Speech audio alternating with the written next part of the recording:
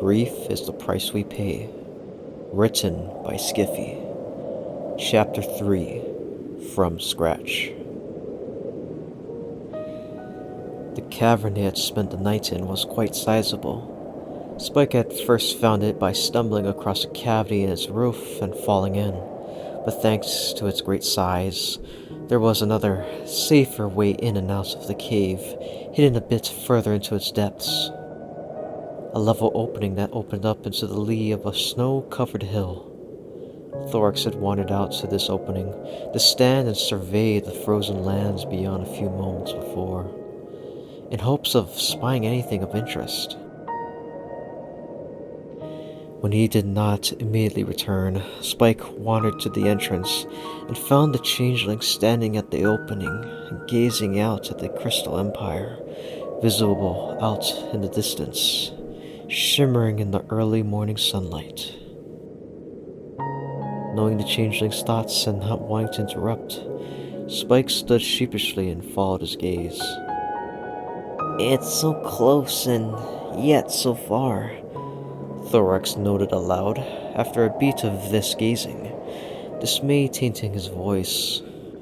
You heard Shining Armor when they escorted you outside the Empire's border, though, Spike reminded, remembering the events clearly in his mind. He suspected the traumatic memory would be forever burned into his mind now. They'll be guarding the border to make sure we don't try and sneak back in. He sighed, feeling betrayed by the ponies who had decided to abandon him for taking the side of a changeling. They made it clear they don't want us there. They don't want me there, Thorax corrected. And so by extension they don't want me there either if they don't want you too. Thorax glanced at the dragon for the bitter tone he spoke in, but he chose not to comment on it. I guess they're a threat to us both now, but from here, it all seems so innocently calm. Spike glanced at the sun, still hanging low on the horizon.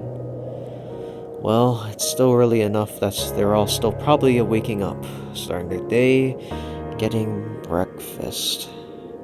He trailed off and rubbed his stomach, empty and aching. He glanced at Thorax.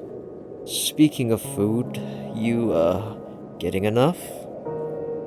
Thorax didn't respond, but he exhaled slowly and closed his eyes. He didn't want to discuss the matter, obviously, but Spike already knew what the changeling had been doing when he thought Spike wouldn't notice.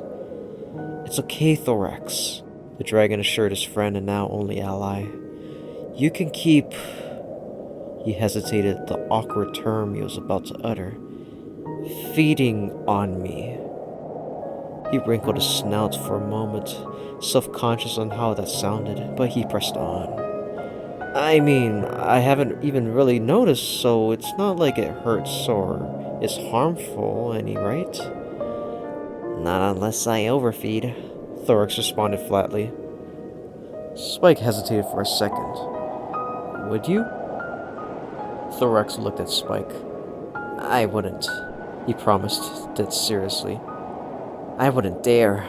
I would starve first and to do that to you. Reassured but intimidated by Thorax's unexpected intensity, Spike simply nodded. So, back to my original question. So long as you keep producing positive emotion and freely releasing it so I can feed upon it like you have up to now, then yes, Thorax explained, returning his gaze on the Crystal Empire on the horizon. I think I'll keep fed with you being around. Spike grinned, pleased. Good thing I'm sticking around then, right? He remarked. He rubbed his own stomach again. So you just need to worry about keeping me fed then. What do dragons eat anyway? Preferably gemstones. But in a pinch, I'll eat just about anything edible. So same as ponies, basically. We have to go someplace where we can get a ready supply of that then. They were quiet for a moment. So, where do we go now? Spike said, finally asking the question they had both been trying to avoid. Thorax made a heavy sigh. I honestly don't know, he admitted. He blinked his eyes a few times, and Spike wondered if he had been blinking away tears of regret. The Crystal Empire was really kind of my last hope. But we really can't stay here anymore, can we? Spike shook his head. We're not allowed in the city now, and we can't stay here in the frozen wastes. We'll freeze eventually, if not worse. So wherever we go, I guess it'll have to be away from here. Spike thought for a moment. I suppose we could try heading for Yak-Yakistan. Thorax glanced at the dragon, one eyebrow raised. Yak-Yakistan? He repeated, unfamiliar with the name. It's a land further north from here, unaffiliated with Equestria. But no sooner had Spike made the suggestion had he begun to wrinkle his snout at the thought. But the yaks that live there are all a bit judgmental. I'm not really that confident they'll be willing to take in a dragon and a changeling now that I think about it.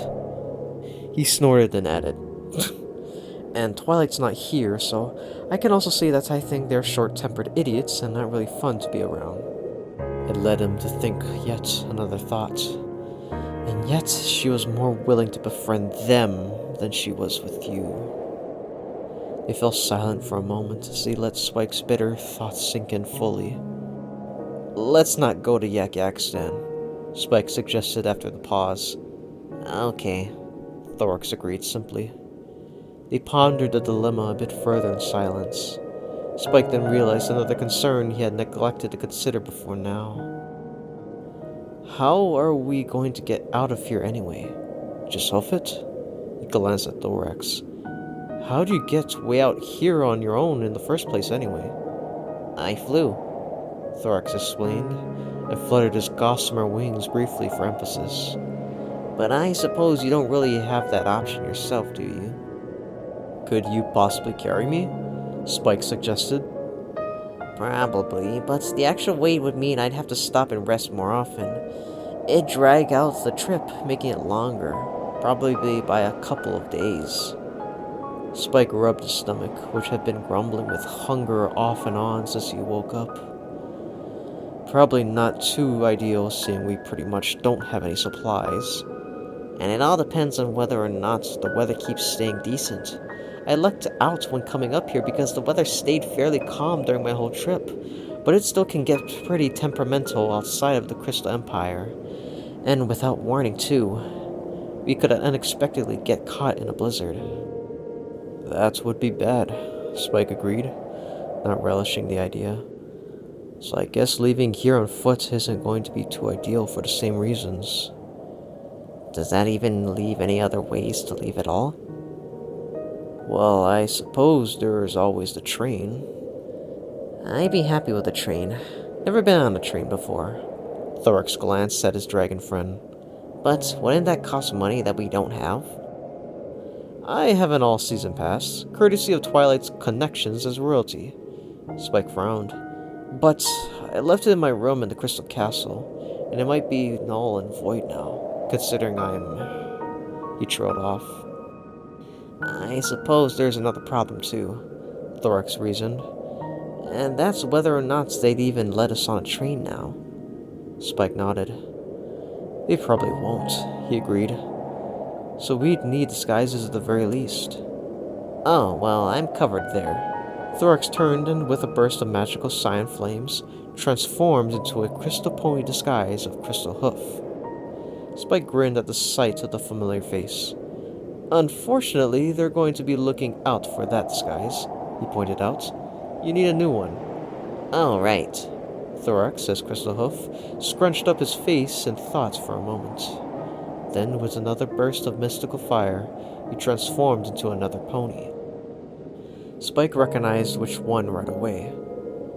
And I think disguising yourself as Sunburst is probably going to make yourself a bit too conspicuous, seeing he's publicly known as Princess Flurryheart's Crystaller and all. Thorax regarded the new amber-colored body he had assumed. True, he agreed, and tried once more. This time taking the shape of a pony, Spike quickly recognized as one of Cadence's pony aides. Can't you just create an all-new disguise from scratch? Spike suggested. That way you can create the form of an all-new pony that no one will have seen before and will have no chance of wondering why they might be in one spot rather than another, or the chance of some pony finding out they are in two places at once. Thorax reverted back to his natural form and bit his tongue. It starts getting a bit difficult when you create a disguise from scratch, he admitted. Changelings are better at mimicry and not so much creativity. It often takes more energy to do that for it than to be wise or worth the effort. Well, I wouldn't want you to strain yourself, Spike admitted, concerned. I think I could still whip up something, though, Thorax thought for a moment. Any suggestions? Well, since it takes so much effort, I'd suggest it be one you wouldn't have to change or adjust again anytime soon, Spike suggested, and probably nothing too elaborate. In fact, that'd probably work in our favor in keeping unnoticed. He rubbed his chin for a moment. Can you shoot for a random generic pony tourist up here to see the Crystal Empire or something? Thorax thought for a moment. He then briefly burst into flames once more and transformed into a young earth pony stallion that could be a little younger than Twilight in age. The fur covering his body was a dark gray, similar in color to Thorax's natural chitin, demonstrating Thorax's point about creativity not always being a changeling's strongest point. But he contrasted it nicely by giving the stallion a stylized mane the color of pale cyan and with vividly ice blue eyes to match. Not the same as his disguise as Crystal Hoof, but there was a similarity. He bore a simple emerald-cut jewel for a cutie mark, but Spike quickly saw a potential cover story for that by pretending Thorax was a jeweler, or jeweler's apprentice up here to study the empire that was literally built out of the very medium he worked with. Thorax appeared to have his misgivings about it, though, turning in a circle as he looked himself over. What do you think? He asked Spike skeptically. Spike, however, was much more optimistic about it. I think it looks great. We can definitely work with that. He then looked down at himself. I guess that just leaves me then. Yeah, that's going to be harder, Thorax admitted as he reverted once more to his natural changeling form. What's worse is that I actually brought disguises here to the Crystal Empire to use to try and avoid drawing too much publicity as Spike the Brave and Glorious, Spike explained, batting away the unwanted thoughts that he no longer had that title at the same time. I didn't want that hindering Twilight and Starlight's visits. He sighed. But all of that is in a bag that's also in my room in the Crystal Castle, where we can't get at it now. Thorax gazed out at the Crystal Empire skyscape again, and Spike could see the gears turning in the changeling's mind. What if we could? Spike narrowed his eyes, apprehensive at the idea. What are you suggesting? He asked slowly. Spike, I am a changeling, Thorax reminded. I can disguise myself as just about anything. I'll sneak back in there, grab your things for you, and then... Thorax, you can't do that! Spike interrupted, immediately worried. They'll be on guard for you, doubly so now than before. And if they catch you, we've snuck in before, you and me, and even with the guards on full alert, Thorax again reminded. Twice! Spike twiddled his claws and bit his lip, unsure. And we did it by keeping you disguised as a pony, enough to get you into the castle itself without protest, he conceded. But when I tried to sneak you back out again after everything went awry... It'd just be me this time, though, and disguising myself is easy. I'd only have to look after myself. And if I wait here while you go alone... Spike shook his head. It's still way too risky, Thorax. That may have worked out before, but we really shouldn't push our luck on this. We don't know what other security measures they may have taken up after they kicked us out. There are times to charm, Thorax stated with confidence. Besides, I think I know the perfect disguise for this. With a flash of cyan fire, he transformed into one of the crystal guards, complete with armor, and he looked like he'd blend in without detection perfectly. Spike fidgeted to himself for a moment, debating. Well, Please, Spike, let me do this for you, Thorax, still as the guard, pleaded. You've done so much for me already, so let me do something for you now. Spike debated for a moment longer, then finally nodded. Okay, he said. He then gave Thorax a stern smirk. But you better come back safe. I'm not about to be an outcast all on my own. Thorax grinned. Wouldn't dream of it, Spike.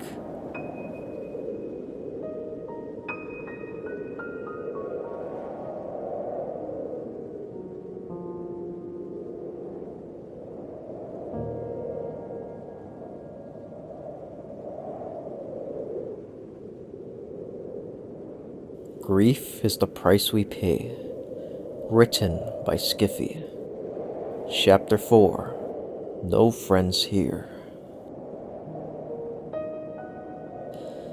While Spike waited from a safe spot not far from the border, Thorax made his way back to the Crystal Empire while disguised as a guard.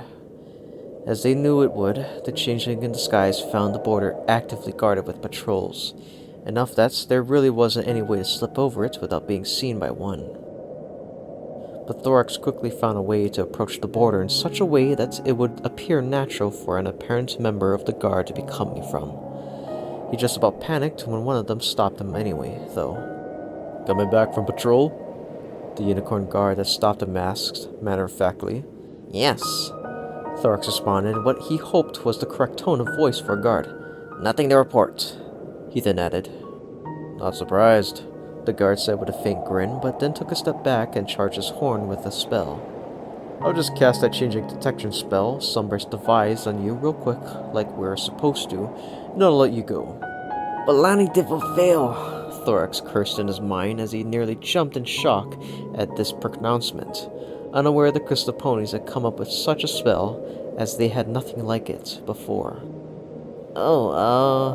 He began as he sought some way out of this, without revealing who and what he was, or raising any suspicions against himself. He wasn't fast enough, though, and the unicorn cast a spell anyway. Thorax immediately felt the spell's magic tug on his disguise, but to the changeling's surprise, the spell wasn't nearly powerful enough to have much a chance of breaking it. He also noticed the spell was heavily laced with love energy, and Thorax realized the crystal ponies had been paying closer attention than he realized when they last saw him lose his disguise, overwhelmed by the love surrounding Princess Flurryheart. But the two with two in making a spell they figured would recreate the effect. What they clearly hadn't realized was that it wasn't so much the love energy that broke Thorax's disguise before, but rather the high amounts of it made him lose his concentration by accident, instinct leading him to be more interested in feeding than keeping a disguise. The spell didn't even come close to meeting the same sort of levels of emotive energy, and thus was sorely underpowered as a changeling detection spell to the point it just didn't work. But the guard clearly didn't know that because after casting the spell, and seeing Thorax still disguised and largely unfazed by it, he was satisfied and let Thorax proceed. To the changeling's relief, he was able to slip the rest of the way into the city without further protest. The rest of the guards all thought he was one of them and led him on through without comment. By a fluke of luck, Thorax found he was still safe from the detection and still in position to slip in easily without being detected. He decided not to question it and instead make use of it.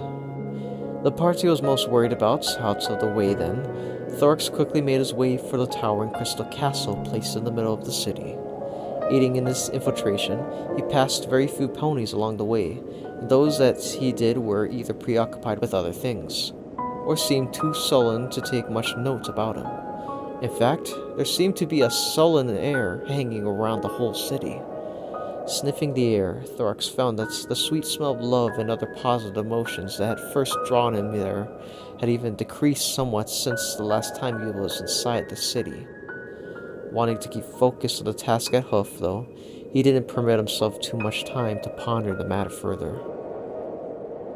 Soon he was slipping inside the castle, and again the guard stationed at the entrance let him enter without more than a silent nod of greeting in response.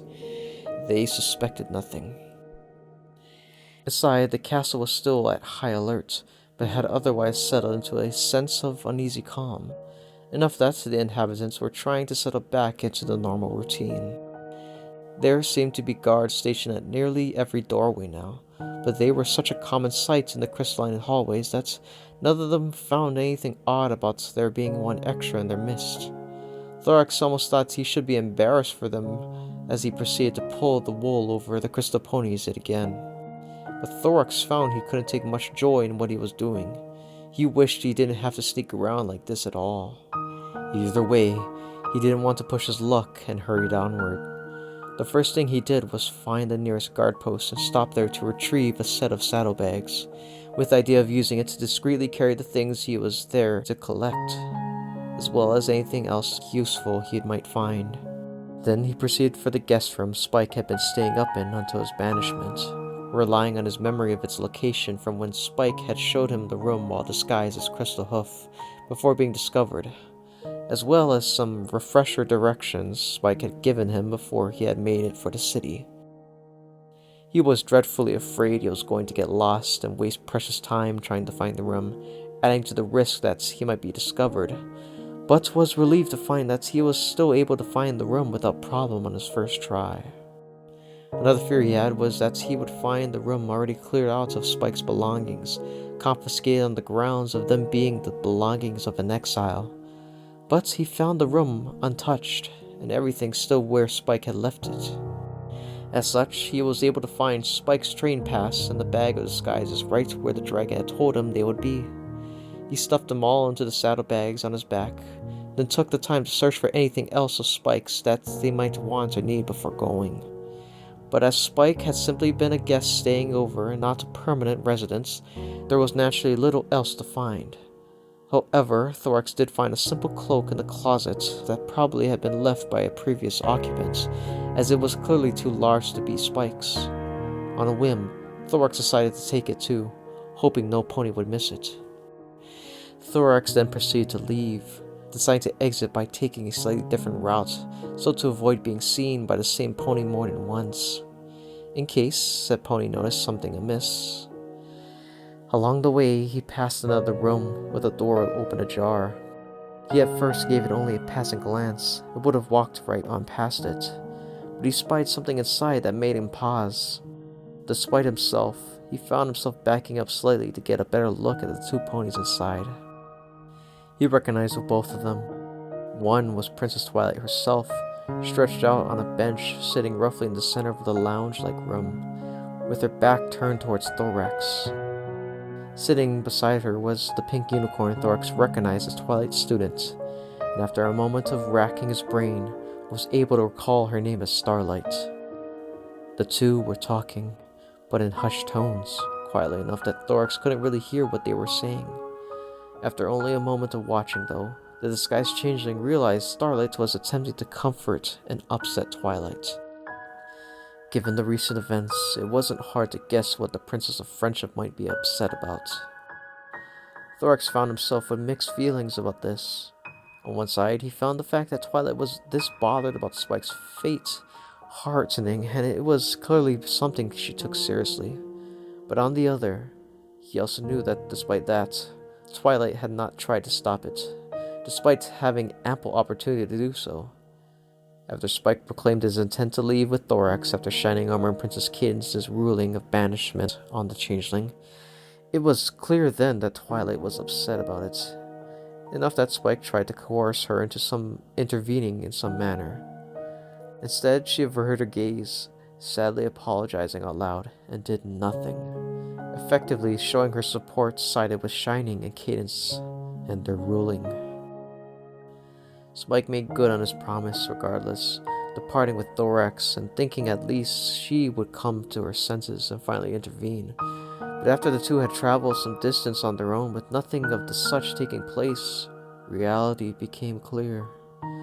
This apparent betrayal had stunned Spike so much that he was unable to find words to speak until Thorax, knowing they couldn't stay out in the open cold, took over and led the way to the cavern for shelter until they came up with a better plan. And Thorax knew from the emotion Spike put off that this was what bothered him the most about the betrayal. the dragon didn't understand why Twilight would choose to go against him like that. And Thorax found that, as a result of this, he could only sympathize with the troubled Princess of Friendship so much about it. If it truly bothered her that much, then she shouldn't have let it happen at all. Shaking his head in dismay at the fact it all had to play out like this, he was about to turn and leave, but froze when Shining Armor suddenly stepped up to join Twilight and Starlight, approaching from a direction where Thorax wouldn't have been able to see him coming. The disguise changing nearly panicked, afraid he would be seen, but Shining Armor seemed to not notice him at all. It focused his concern on Twilight. "Hey, Twilight," he remarked in a soft voice, but in a normal enough of a tone that his voice carried further than Twilight and Starlight's quiet whispering, enough that Thorax could hear. "How are you holding up?" Twilight didn't respond right away, sitting up to look at the prince. "Not well," she finally admitted, rubbing at her eyes with one huff. Thorax couldn't tell from here. Had she been crying? She sounded tired too, and Thorax wondered if she had slept much during the night.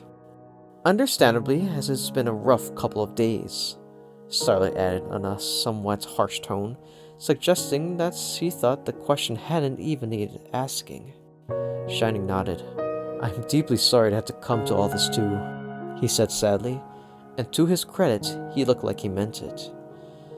"No, I took no pleasure in letting Spike leave like that. He's been such a friend to the family and all. If things could have been different in any other way." "You're sure extending the banishment onto him, too, for doing that was necessary, though?" Starlight challenged suddenly. It looked like she wasn't yet convinced of this. Thorax perked up. If there was any doubt about any of this, then perhaps there was hope that this could all be resolved peacefully still. Perhaps the banishment could be rescinded as a mistake. Spike welcomed back in with the ponies, and if they could get that far, maybe Thorax had a chance too. It was too much to hope for, though. "You heard Spike," Shining pointed out glumly. "I don't know what that changeling told him to make him so utterly convinced, but he wouldn't leave the changeling's side, no matter how much we all tried to reason with him. He insisted that the thing was his friend, and he wouldn't abandon him, no matter what. And he was genuinely convinced too. You know, we checked him out for any mind-tampering spells, but there weren't any.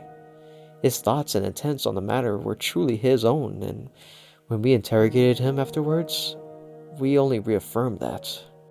Shining hung his head. I hate it, but he made his choice. And the truth of the matter is, it wasn't the one we wanted or could support." "You weren't there when I last spoke with them in private, one-on-one," Twilight suddenly spoke up, looking at Starlight. "Right before we..." She trailed off, took a deep breath, then jumped to her point. "He made it clear when I told him the changeling would not be permitted to stay in Equestria, let alone the Crystal Empire, that he would go wherever we sent it if he had to, for reasons beyond me. And he would not be swayed, no matter what I said to him, and you can bet that I tried to." "And before that," Shining Armor added, "he had promised to me, no, vowed, that he would side with the thing no matter what we told him, all of which he repeated as we were banishing the changeling, and had declared that if we cast him out, he would go with him." Starlight nodded to herself at all of this. But Thorax hadn't known Spike had been so adamant about siding with the changeling, even before the ponies had ruled Thorax was to be banished. When he and Spike had marched right into the throne room where Spike had made what Thorax had thought to be a very compelling argument in the changeling's defense, only to have it quickly rejected, Thorax was separated from Spike and thrown into a cell to be kept secure for the time being, while the others pulled Spike aside to discuss or interrogate on him, as Shining put it. The changeling had already figured Spike had been checked over for any mental manipulation magic, because when nothing of the such was found to be in effect on Spike, Shining had confronted Thorax, trying to get the changeling to fess up on what he had done to trick Spike. Thorax naturally only repeated that it was no trick. What he and Spike were trying to tell them was the absolute truth. Thorax meant them no harm and wished to befriend ponies like he had done with Spike, and the dragon was only trying to help him accomplish that goal. They had both thought, apparently foolishly, they would hear them out if Spike backed him up. Shining Armor, unsurprisingly, didn't believe him though and left again. Thorax had thought at the time that they went again to check Spike over the spells they assumed Thorax had nefariously casted upon him, but he realized now he didn't actually know what they did next with Spike.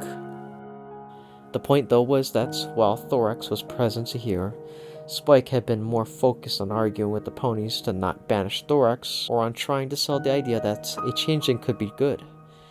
At least until Spike, at the last second, as Thorax was being thrust out of the Empire, declared that if the ponies would really banish the changeling, then he would leave with Thorax as an outcast too.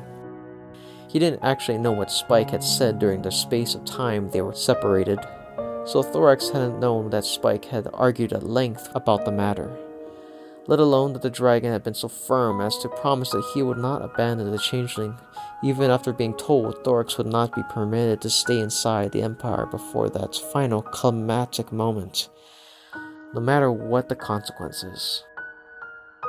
Thorax assumed Spike had meant it as a bluff, that he didn't think the ponies would really go so far as allow a good friend and ally like him voluntarily banish himself over the matter, especially considering Spike's shock when precisely that happened anyway.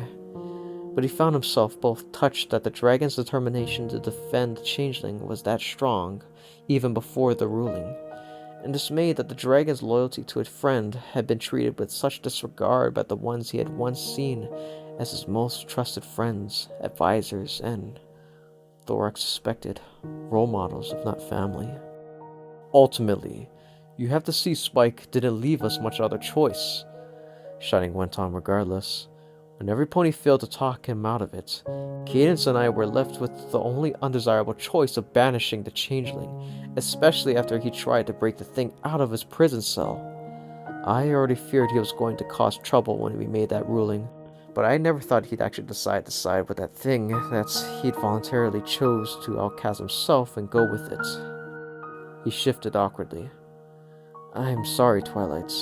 I shouldn't have let him come. It's not your fault, Twilight assured him, sniffling.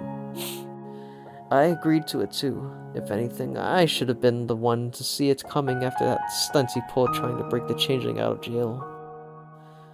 But this, of course, Thorax didn't know.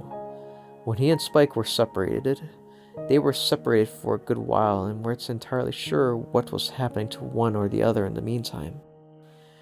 The changeling was only reunited with Spike when the dragon, fed up by his lack of success to sway the others and fearing for Thorax's continued safety, decided to slip away and take it upon himself to sneak Thorax out of the castle and to safety while he continued to work to sort the mess out. That was when things really started to go awry, because obviously they were both caught in the attempt by Shining Armor himself, and because of how it made them both look, not helped by the fact that Spike had in the heat of the moment tried to lash back, the worst was assumed. This was when the two were brought forward again to hear the final verdict that Thorax was to be banished, confirming what Thorax had already begun to fear would happen by that point in time. And Spike decided he wasn't going to stand for it, and came with them into banishment. Surely we could have just kept the two apart though, right? Starlight argued to Shining's point while Thorax mulled about the previous day's events. Cast out the changeling, obviously, but keep Spike here and away from him. That might be what the changeling wanted, though, Shining argued firmly. It's the most logical motivation I can come up with for that changeling doing all of this. I think he hoped to use Spike as some kind of pawn in some greater scheme, and seeing that he got Spike so convinced to it, to the point that he had him wrapped around his hoof, there's no telling what else he could have to convince Spike to do. The very fact Spike independently tried to free the changeling behind our backs, then chose to follow him into banishment proves it. If he's that loyal to the changeling to voluntarily choose banishment, he could then be a threat in any number of ways to this empire and all inside of it. It just wasn't safe, and if Spike was going to side with the enemy, then that left me with no choice but to consider him an enemy too, and treat him as such. Like it or not. Changelings are master manipulators after all, and I dread to think what they could have accomplished with someone as close as Spike swayed to their side. We had to take into consideration my safety, your safety, the safety of my wife and foal, the safety of every pony in this empire, and we would be negligent as rulers of this land if we didn't. The needs of the many outweigh the needs of the one, after all. Shining sighed. Besides, that's when we laid down the charges before him. We gave him one last chance to choose to separate himself from that changeling or face the consequences. Yet even while knowing that, he chose banishment. To be fair though, I don't think he actually thought we were going to do it, Starlight pointed out. Shining shook his head at this. Banishment is never a matter I or Cadence would joke about or use lightly. He said, if we say we're going to resort to it for whatever reason, we mean it. And from the way Spike responded whenever the subject came up, I know he understood that much. He knew what we could do if he persisted on this path, and yet he stuck to it. Twilight didn't seem so convinced though. And what if he isn't an enemy? She challenged seriously. What if he gets hurt? Or that Changeling isn't alone and a whole gang of them do something to him? What then, Shining? How far are we really going to take this? If you think I'm going to let this empire be infiltrated by a Changeling and then not go out to sweep out to any others that may be hiding in the area, then you don't know me very well at all. Shining explained determinedly. Right now, I'm letting that Changeling simply think he's in the clear for the moment and lower his guard. But then we'll sweep in and prove without a doubt to that Changeling and any others that are out there that we will not tolerate Changeling trickery in Equestria. If Spike gets in trouble for siding with them, then that will be the time to intervene and rescue him. Although I must remind you that he still chose to side with a Changeling. We would still have to treat him as a potential threat even after all that until we can be absolutely certain no Changelings will be able to exploit that. Twilight studied him intently for a moment. Shining armor, look at me in the eye and tell me that letting Spike to leave with that thing was the right thing for us to do. Shining sighed but gave the purple alicorn a serious look. I know it feels beyond awful, hurts badly, very far from ideal. That's you want no part of it. I can't blame you because I swear to you, I feel the same. And I realize how much this is tearing you apart, Twilight, and for good reason. But trust me, we made the right call, and you did too in choosing to back Cadence and me up on the matter. Letting Spike leave, as horrible as it was for us to do, was the right thing. I shudder to think what the Changeling might have used him for if we hadn't. His gaze softened. None of us like this, especially me, believe me. But sometimes being a prince or princess includes making the hard and undesirable choice you hate the most. For the greater good. Leaning closer, he almost apologetically provided an example. How do you think Princess Celestia felt when she had to send Luna away all those years ago? Twilight didn't respond to that right away. From where he stood watching and listening through the ajar door, having felt increasingly more and more dejected by what he heard, Thorax locked his eyes onto Twilight and tried to will her to see the flaws and the logic of all this. Don't fall for it, princess, he pleaded in his mind. Recognize there's another way, if not for my sake, then for Spike's. But Twilight instead slowly began to nod her head, closing her eyes as they filled with remorseful tears. For the greater good, she repeated in agreement. Thorax's eyes then fell into Starlight, hoping that since she'd shown doubt before, she might try to protest again. But Starlight also bowed her head in submission, and instead put a hoof around Twilight to try to comfort her. I'm so sorry, Twilight, she said. Thorax hung his head, sorry as well as he felt the last vestiges of a peace and favorable solution out of this mess flutter away, and he realized it would not be coming back. It was then Shining Armor finally noticed the disguised Changeling eavesdropping on the group. Hey! He barked sternly, startling Thorax, who feared the unicorn would realize who and what he was. But instead, Shining jerked his head to tell him to get a move on. Shouldn't there be other things for you to do than to listen in on a private conversation? Realizing Shining only thought of him as another one of the crystal guards, and hadn't seen through Thorax's disguise at all, Thorax quickly fumbled a salute so to look the part. "Yes, sir. Sorry, sir," he declared, and quickly turned and galloped off, resuming his course for the exit. Every step of the way, though, he couldn't help but sense the feeling of dismay that had collected in his stomach. He had heard first hoof now that the ponies had not only been unable to see the truth both he and Spike had tried to convey to them, they hadn't even stopped to consider it a possibility, and indeed flat out refused to. They had immediately rejected the obvious in favor of continuing to view changelings like him as nothing more than an evil foe to vanquish without hesitation or mercy, and had used that to justify banishing one of their own simply because he chose Thorax's side on the matter over their own. Spike was right. They both had no friends here.